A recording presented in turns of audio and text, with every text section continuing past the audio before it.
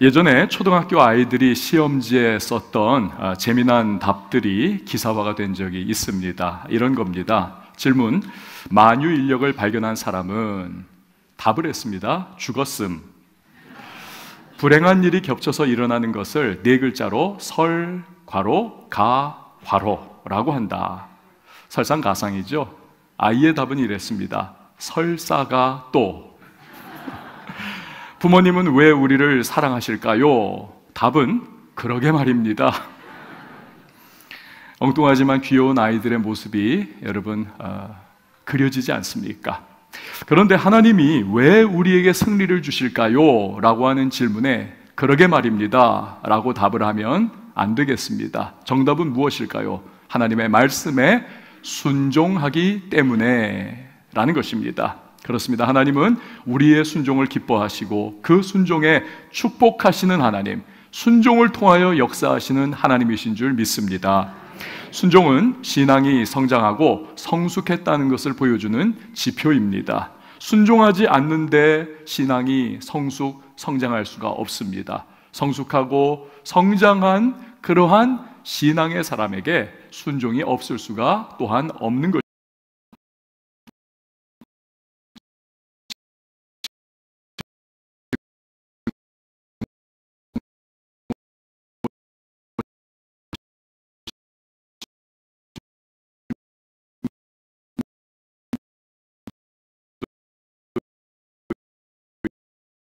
있었고 배척하는 마음도 있었습니다. 하지만 이방인 구원에 대한 베드로의 설명을 들었습니다. 하나님이 어떻게 역사하셨는지를 그들이 들었습니다. 깨닫습니다. 그러자 즉각 순종에 나섭니다. 그 대표적인 케이스가 오늘 이 본문에 나오는 안디옥 지역의 바나바라고 하는 사람을 파송한 모습입니다.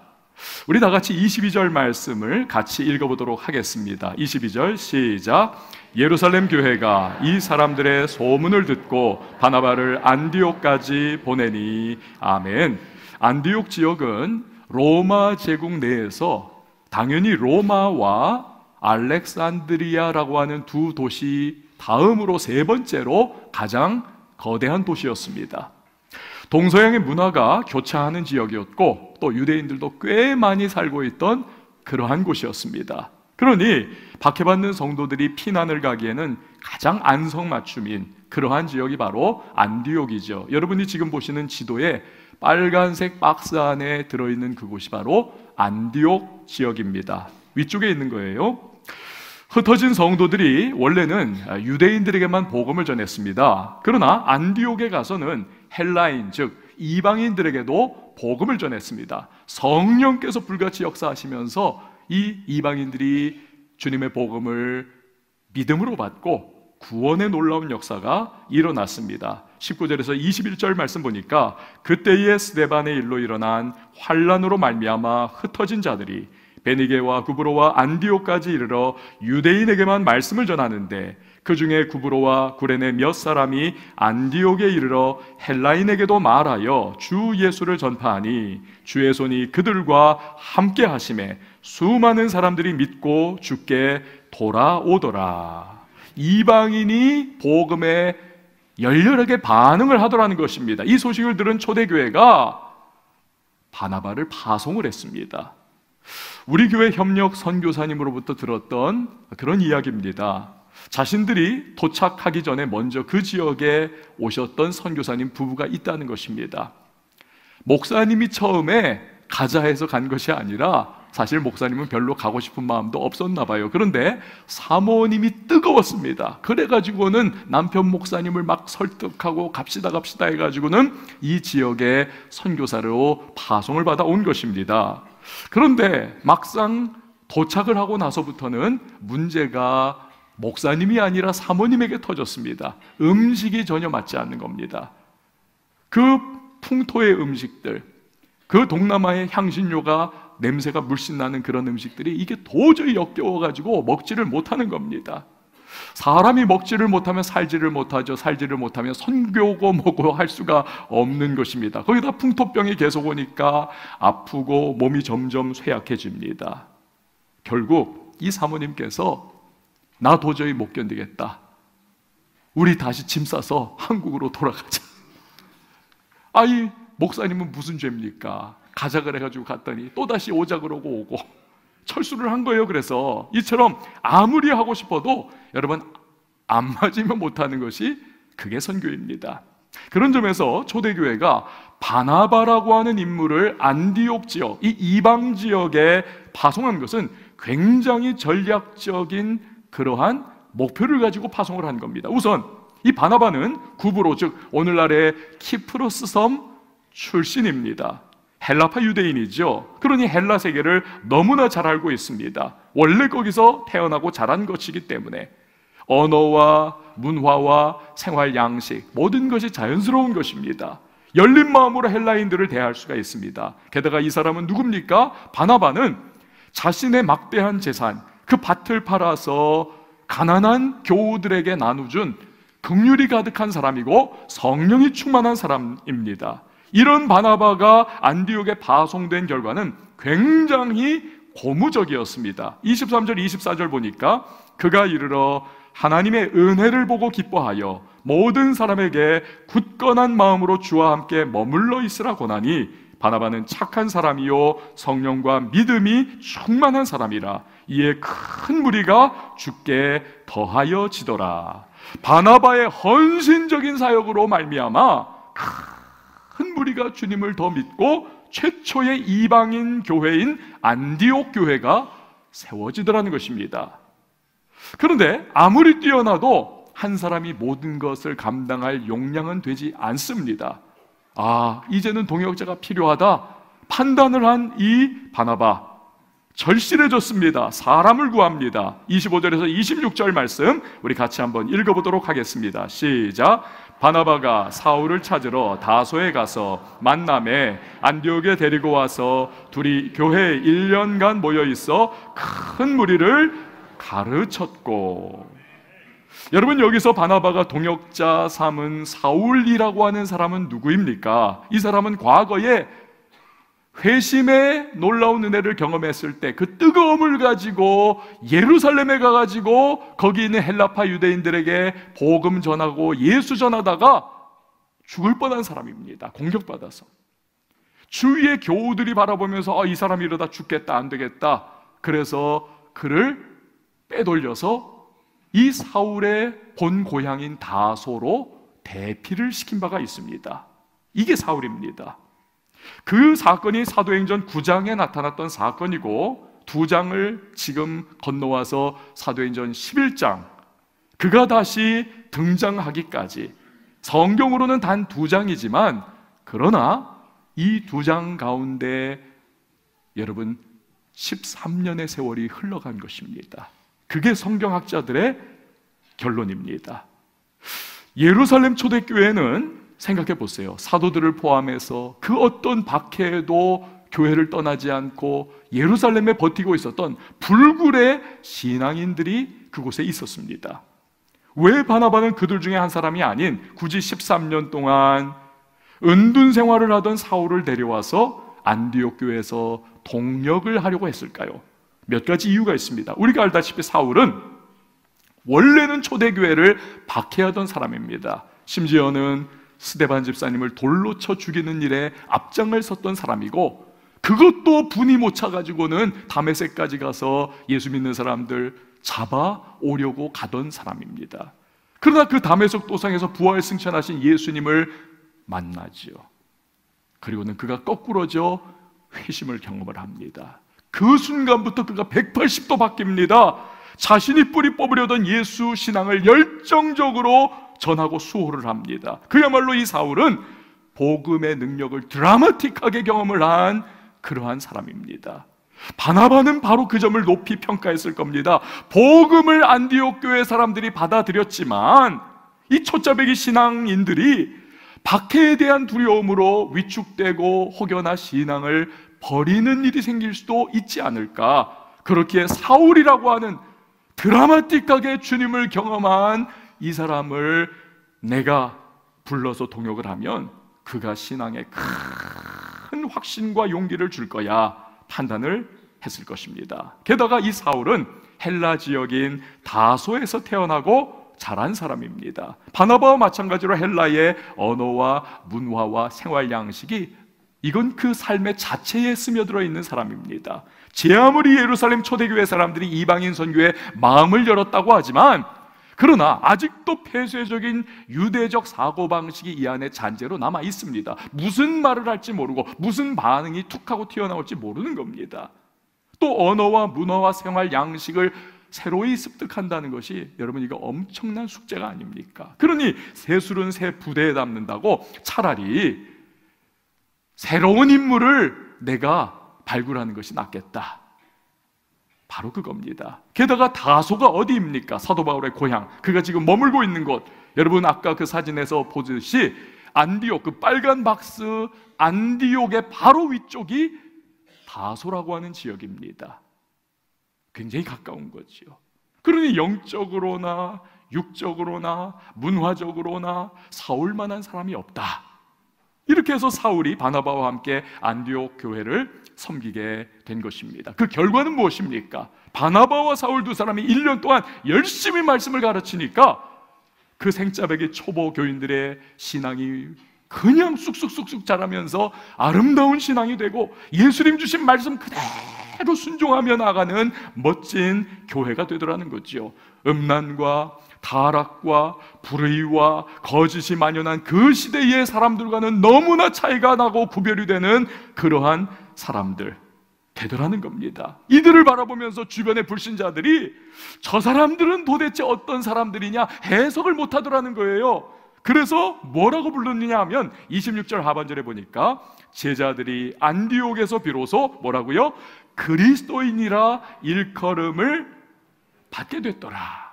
여러분, 안디옥 교회 교인들이 자기들 스스로를 우리는 그리스도인이야, 그것이 아닙니다. 주변에 믿지 않는 불신자들이 저 사람들은 그리스도인, 즉 예수의 사람들이야 라고 영광스러운 이름을 붙여주더라는 것입니다. 오늘날의 크리스찬, 이 이름을 붙여주더라는 것이지요. 오늘 우리는 본문에 이렇게 다시 등장하는 사울의 모습을 보면서 굉장히 중요한 사실 한 가지를 배울 수가 있습니다. 그것은 하나님은 어떤 분이시냐, 그는 기억해 주시고 때가 되면 반드시 써주시는 하나님이라고 하는 사실입니다. 할렐루야. 우리가 성경을 보면요, 이 구약 성경은 히브리어로 기록이 되어 있습니다. 신약 성경은 원래 헬라어로 기록을 했었습니다. 그런데 헬라어를 보면 시간에 대해서 두 개의 단어를 사용을 합니다. 첫 번째는 크로노스라고 하는 단어가 시간을 의미를 합니다. 이건 물리적인 시간입니다. 초, 분, 시, 월, 연, 이러한 물리적인 시간 가운데 우리는 얽매여 살아가고 있죠. 그러나 하나님은 아니십니다. 하나님은 어제나 오늘이나 영원토록 동일하신 분이 여러분 하나님이신 줄 믿으시기를 바랍니다. 시간을 초월하신 분이십니다. 시간을 창조하신 분이 우리 하나님이십니다. 그렇게 이런 하나님께서는 여러분 우리의 물리적인 시간이 별 의미가 없습니다. 하나님께 의미 있는 시간은 카이로스의 시간입니다. 카이로스의 시간. 이것은 하나님의 뜻이 드디어 이루어지는 때를 의미를 하는 것입니다. 이걸 가장 잘 보여주는 것이 갈라디아서 4장 4절 말씀입니다. 때가 참에 하나님이 그 아들을 보내사 여자에게서 나게 하시고 우리 아기 예수님을 보내셔서 이 땅과 죄 가운데 멸망당할 수밖에 없는 우리들을 구원하기 위하여 하나님께서 뜻을 가지고 계셨는데, 그 구원의 하나님의 뜻이 이루어지는 바로 그때, 이게 카이로스의 시간을 보여주는 대표적인 예인 것입니다. 사울은요, 이해를 못했을 겁니다.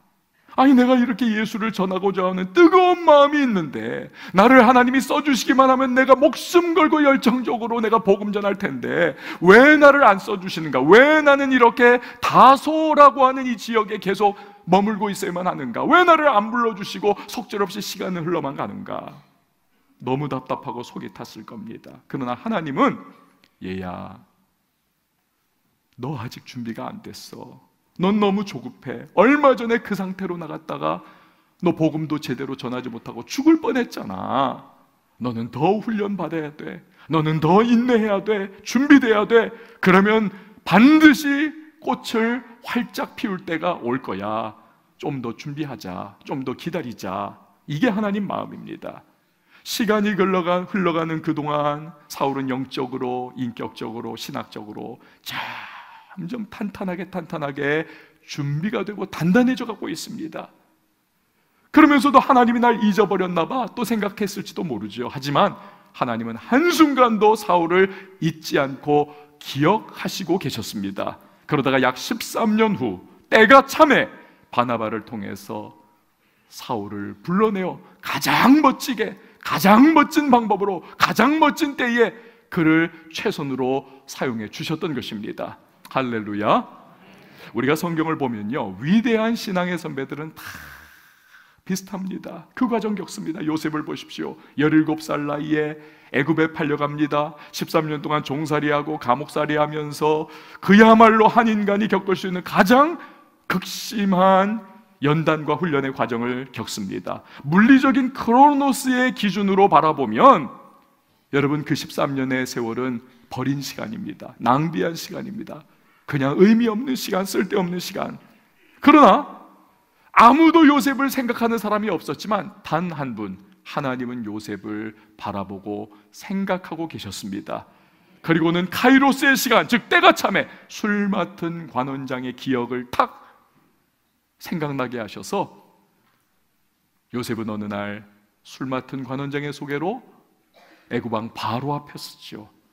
이리야 국무총리가 됩니다. 온 세상을 살리고 동족을 구원하는 구원자가 되는 것이죠.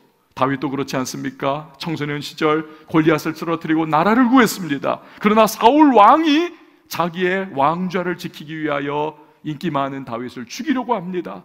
그때부터 10여 년을 도피 생활과 망명 생활합니다. 다윗은 내가 기름 부음도 받았고 사무엘 선지자 통해서 하나님의 왕권에 대한 예언도 받았는데 이게 뭐야? 하나님이 나를 버렸나?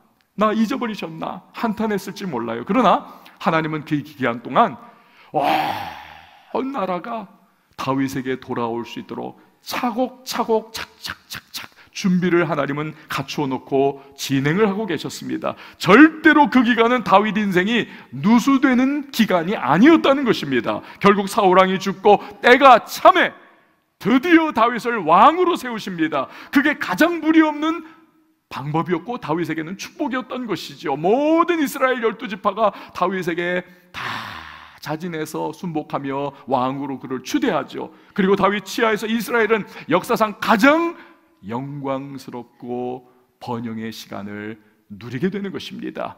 하만의 흉계로 페르시아 땅에 사는 유대 민족 전체가 몰살당할 위기에 처합니다. 그때 삼촌 모르드게가 왕비가 된 이 에스더에게 한 말을 기억하십니까? 네가 왕비가 된 것이 이때를 위함이 아니냐. 그렇죠? 만 사촌, 팔촌, 여동생에게 그런 말을 하는 거예요. 하나님의 때에, 하나님의 방법을 통해 그 사랑하는 민족 이스라엘을 구원해내시는 그러한 주님의 손길을 우리는 바라볼 수가 있는 것입니다. 할렐루야. 여러분, 오늘날 사람들은 굉장히 조급합니다.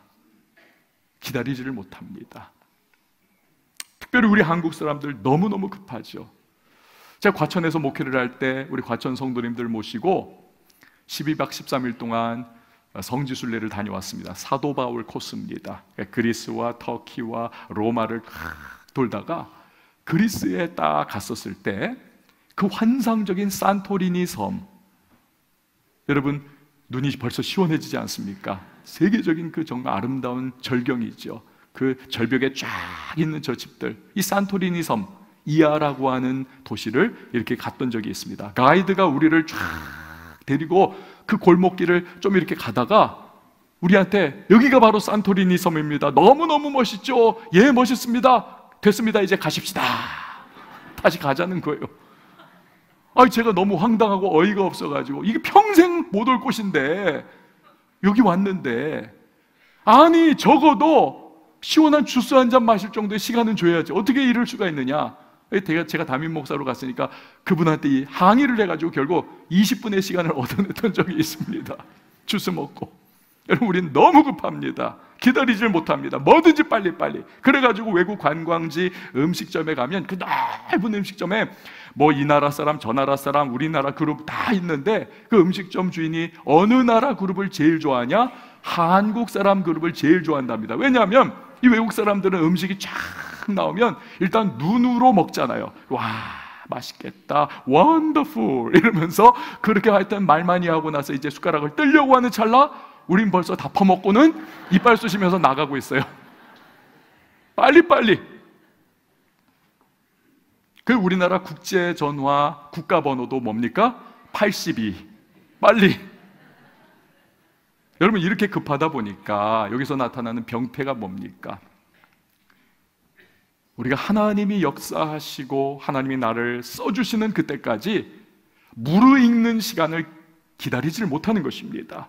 주님의 타이밍 못 기다려요. 나의 다소를 빨리 떠나가지고 뭔가 후다다 해치우고 싶고, 뭔가 이름을 날리고 싶고, 성공하고 싶고, 남들이 앞서가는 걸 보면 나는 뒤처지고 실패 인생 되는 것 같아서 우리는 막 마음이 새까맣게 타버립니다. 결국 영적, 인격적, 실력적 준비도 되지 않은 상태에서 섣불리 뛰쳐나갔다가 결국에는 왕창 깨져버리죠. 아니면 잠언 20장 21절에 나오듯 처음에 속히 잡은 산업은 마침내 복이 되지 아니하느니라 말씀처럼 처음에는 이게 그럴듯했어요. 그러나 나중 보니까 오히려 내게 해가 되는 일을 하게 되더라는 것입니다. 사랑하는 성도 여러분, 하나님을 신뢰하시기를 바랍니다. 다소에서 13년 동안 은둔하며 썩어 지내는 것과 같이 보였던 이 사울, 그러나 하나님은 그를 기억하시고 계시다가 때가 참에 카이로스의 시간이 되니까 정확하게 그를 불러내 써주신 분이 우리의 하나님이시라는 사실입니다.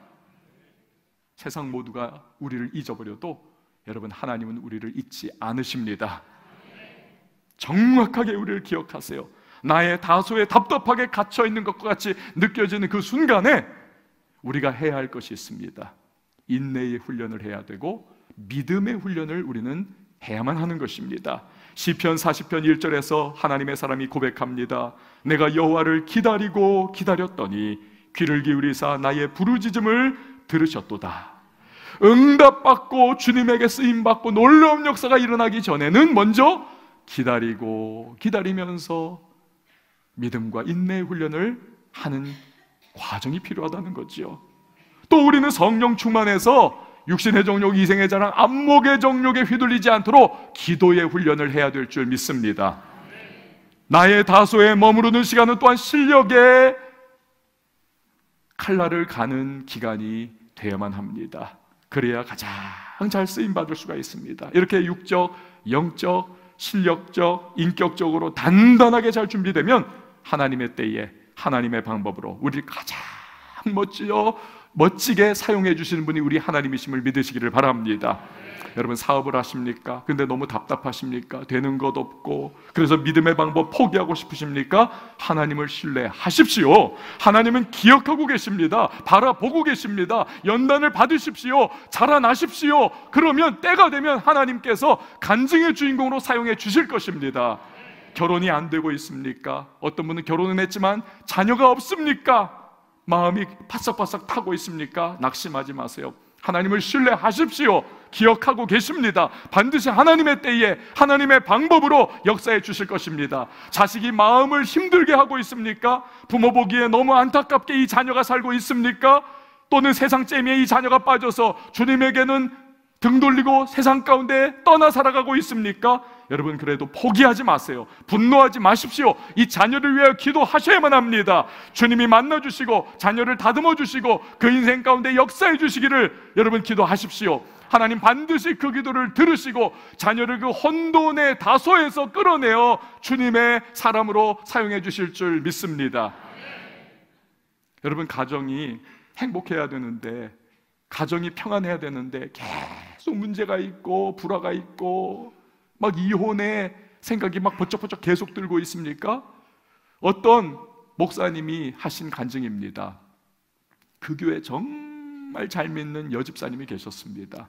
그런데 식구들이 하나도 안 믿는 거예요.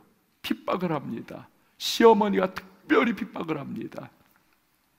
이 여집사님이 어느 날 울면서 목사님께 찾아와 말을 하더랍니다. 목사님, 더는 못 견디겠습니다. 시어머니 등살에 제가 이혼하지 않고는 살 수가 없겠습니다. 이혼해야 되겠습니다. 근데 그 이야기를 잠잠히 듣던 목사님이 예, 이혼하세요. 이 집사님이 덜컹했어요. 도시락 싸들고 말릴 줄 알았던 목사님인데 이게 웬일이야? 근데 목사님이 뒤에 단서를 붙이더란 겁니다. 그런데 이혼하기 전에 한 달만 더 사십시오. 그 한 달 동안 며느리와 아내로 살지 마시고 집사님, 선교사로 사십시오. 눈물 흘리면서 그러겠다고 왔습니다. 이악 물고 이제부터 내가 선교사로 살겠습니다. 하나님 도와주세요. 그렇게 열심히, 여러분, 선교사는 복음을 위해서 모든 것을 다 용납하고 참고 인내하는 사람 아닙니까? 그렇게 한 달을 살아가요. 시어머니가 와서 건듭니다. 찝쩍댑니다. 쿠사리를 줍니다. 옛날 같았으면 발톱 세우고 짱 하면서 개고양이처럼 싸웠을 텐데 이 집사님이 버팁니다. 예 어머니, 예 어머니, 나는 선교사야, 나는 선교사야.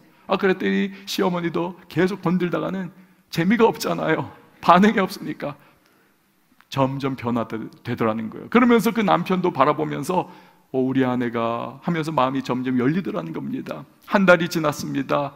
이 여자 집사님이 목사님께 다시 왔는데 얼굴이 바뀌었습니다. 미소가 있습니다. 싱글벙글합니다. 목사님, 이혼 절대로 안 합니다. 그렇게 살았더니 가정이 화목해지고 평안해지고 웃음이 회복되고, 그러면서 결국에는 나중에 이 가족이 다 100% 예수를 믿게 되더라는 것입니다.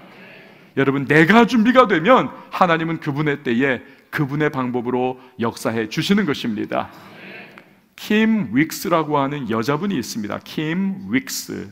3살 때 6.25 전쟁이 터졌는데요, 여기저기서 막 폭탄이 콱콱 터지면서 섬광이 팍팍 번쩍번쩍할 때 이 3살짜리가 뭘 압니까? 그 섬광이 폭탄 터지면서 확 나는 그걸 바라보다가 그만 그 강렬한 빛에, 3살이니까 아직 조직과 신경세포 등이 다 완성이 안 됐잖아요. 약합니다. 그만 파괴가 돼서 장님이 되어버리고 말았습니다. 살기가 너무 고생스럽습니다. 살아서 너가 앞으로 어떻게 세파를 이기겠느냐. 전쟁통에 먹고 살기도 힘듭니다. 그러니 아버지가 이 아이를 강물에 던져버렸습니다. 빨리 그냥 한 번에 죽으라고. 그래야 너도 편할 거라고. 그런데 미군 병사가 건져냈습니다. 10살에 미국의 윅스 부부에게 입양이 됐습니다. 그래서 윅스라고 하는 성을 받고 한국에 김씨가 많으니 이름이 킴이 되었어요. 킴 윅스.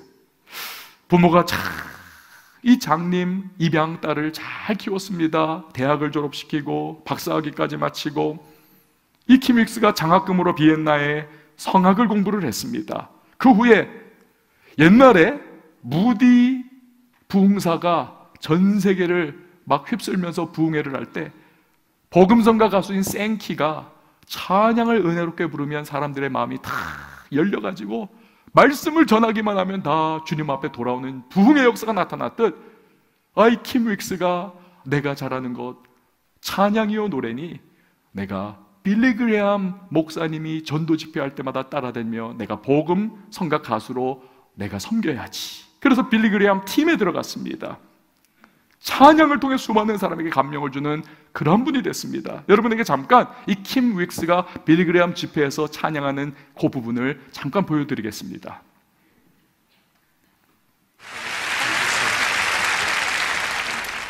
It's a thrill to be here, especially near the home of Mr. and Mrs. Graham. I'd like to sing one of our favorite theme songs, The Love of God. 아까 우리가 불렀던 304장 그 크신 하나님의 사랑입니다.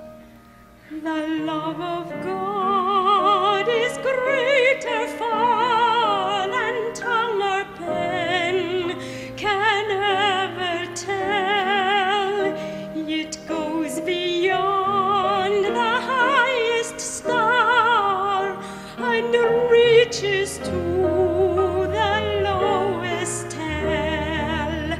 The guilty peer bowed down with care. God gave His Son.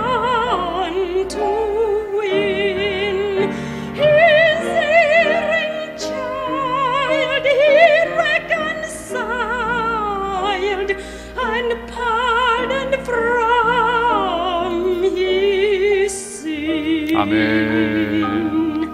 이 킴 윅스 우리 자매님께서는 인터뷰를 할 때 이런 말을 했습니다. 한번 들어보세요. 사람들이 장님인 나를 인도할 때 저 100m 앞에 뭐가 있다라는 식으로 말하지 않습니다. 단지 앞에 계단이 있으니 발을 올려놓으라고 합니다.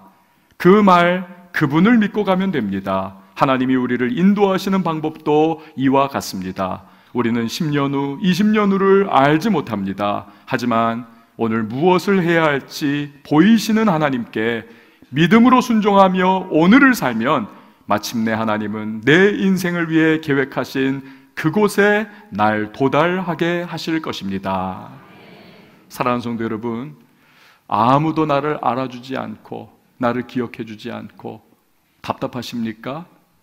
되는 일이 없는 것 같고 남들은 막 달려가고 성공하고 성취, 기쁨을 맛보는 것 같은데 나만 실패하고 주저앉고 나의 다소라고 하는 그 꿉꿉한 곳에서 참 발전 없는 모습으로 나는 주저앉아 있는 것과 같은 그러한 상태로 느껴지십니까? 왜 내 인생은 이렇게 뭔가 터지질 않는가?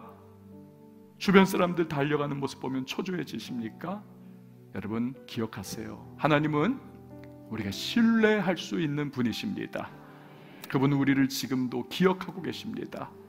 그분의 말씀을 붙잡고 인내를 하며 오늘 내가 받아야 할 훈련을 우리가 나의 다소에서 잘 감당할 수 있다면 반드시 하나님의 때에 하나님은 그분의 방법으로 우리를 사용해 주실 것입니다. 그때 우리는 하나님의 내 인생에 행하신 역사를 기쁨으로 증거하는 간증의 주인공이 될 것입니다. 이 시간에 함께 찬양하도록 하겠습니다.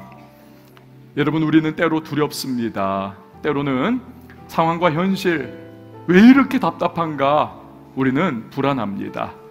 혼란이 올 때도 있습니다. 그러나 하나님은 우리를 지켜보십니다. 그분은 우리를 책임져 주십니다. 우리를 향한 계획을 가지고 계시고 카이로스의 순간, 그 때가 참에 그때의 순간 하나님은 놀라운 역사를 이루실 겁니다. 그분을 신뢰해야만 합니다. 오늘 우리가 부를 찬양은 어떤 분들은 모르는 찬양일 수도 있습니다. 괜찮습니다. 들어보시고 리듬이 평이해요. 함께 흥얼흥얼 따라주시고 특별히 가사가 아주 은혜롭습니다. 아시는 분들 우리 함께 은혜 가운데 우리 기쁨으로 찬양했으면 좋겠습니다. 내 아버지 그 품 안에서, 내 아버지 그 품 안에서 내 영혼은 안전합니다. 주 손길로 내 삶을 안으시니 그 평강이 나를 덮습니다. 아멘. 나 비록 넘어지면 흔들리지만 주 내 안에 거하며 나를 붙드시니 내 생각을 주께 돌리고 주께로 돌리고 주시는 평강의 옷을 입습니다. 아멘. 주 약속 안에서 내 영혼 평안해 내 뜻보다 크신 주님의 계획 나 신뢰해. 두려움 다 내려놓고 주님만 의지해. 주 안에서 내 영혼 안전합니다. 오늘 우리가 부른 이 찬양이 말씀이 그대로 녹아있는 찬양이 아닌가 싶습니다. 여러분 다시 한번 이 찬양을 부를 때인데요, 함께 우리 은혜 가운데에 우리 찬양하도록 하십시다. 내 아버지 그 품 안에서, 내 아버지 그 품 안에서 내 영혼은 내 영혼은 안전합니다. 안전합니다. 주 손길로 내 삶을 안으시니 그 평강이 나를 다시 한 번 더 찬양합니다. 내 아버지, 내 아버지 그 품 안에서 내 영혼은 안전합니다. 주 손길로 주 손길로 내 삶을 안으시니 그 평강이 나를 덮습니다. 나 비록 넘어지면 흔들리지만 주 내 안에 거하며 나를 붙드시니 내 생각을 주께로 돌리고 주시는 평강에 옷을 입습니다. 주 약속 안에서 내 영혼 평안에 내 뜻보다 크신 주님의 계획 나 신뢰해 두려움 다 내려놓고 주님만 의지해 주 안에서 내 영혼 주 약속 안에서 주 약속 안에서 내 영혼 평안해 내 뜻보다 크신 주님의 계획 나 신뢰해 두려움 다 내려놓고 주님만 의지해 주 안에서 우리 마지막으로 한 번 더 찬양합니다. 주 약속 안에서 내 영혼 평안해 주 약속 안에서 내 영혼 평안해 내 뜻보다 크신 주님의 계획 나 신뢰해 두려움 다 내려놓고 주님만 의지해 주 안에서 내 영혼 안전합니다. 사랑하는 성도 여러분, 이 시간에 함께 기도하며 나갈 때에 주님이 반드시 날 향한 계획을 가지고 계신 줄 나 믿겠습니다. 하나님을 신뢰하겠습니다. 나를 바라보심을 믿습니다. 나의 다소라고 하는 이 답답한 현실과 상황 속에서도 그러나 주님이 계획하신 훈련과 그 모든 인내와 영적, 나의 신앙적, 인격적 모든 준비를 하나님 내가 튼실하게 갖춰 나가기를 원합니다. 성령님 나를 빚어 주시옵소서. 하나님의 손에 붙들어 나를 그때에 카이로스의 시간에 사용해 주시고 내가 생각하지 못했던, 내가 계획하지 못했던, 내가 알지 못했던 놀라운 하나님의 역사를 베풀어 주시옵소서. 이 시간 말씀 기억하며 우리 주님의 이름 한번 외치고 우리 통성으로 기도합니다. 주여 아버지 감사합니다. 오늘도 하나님 아버지 이것이 하나님의 나의 때입니다. 오늘도 하나님 아버지 이야기를 불러주신 것이 하나님의 삶입니다. 하나님 아버지 내가 이끌고 하나님 나의 나이와 영광을 알려주시옵소서. 오늘 내 삶의 모든 현장이 하나님 불러주신 삶을 도와주시고 나의 어떠한 것을 기도하시며 내 모든 삶에 하나님 인도하시고 하나님 주님께 알려주시옵소서. 오늘도 하나님 옆에 삶을 알려주시옵소서. 하나님의 은혜를 구하면서 모든 제 삶을 자신의 우리가 보고 진리시 하나님 주님을 구하시며 거룩한 말씀이 되어주시고 이 그릇만 위에 유정을 내리시고 지옥을 위하여서 우리 주님을 다하시고 우리 하시고 우리 하나님을 살아갈 수 있도록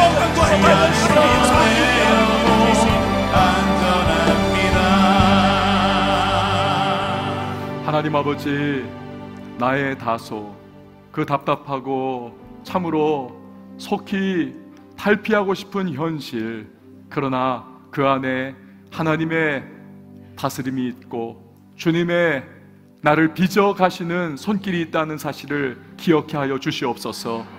카이로스의 시간, 그 하나님의 때가 되면 반드시 나를 기억하신 하나님 권능의 손으로 붙잡아 그곳에서 나를 일으켜 세우시며 주님의 놀라운 은혜로 사용해 주실 줄 믿습니다.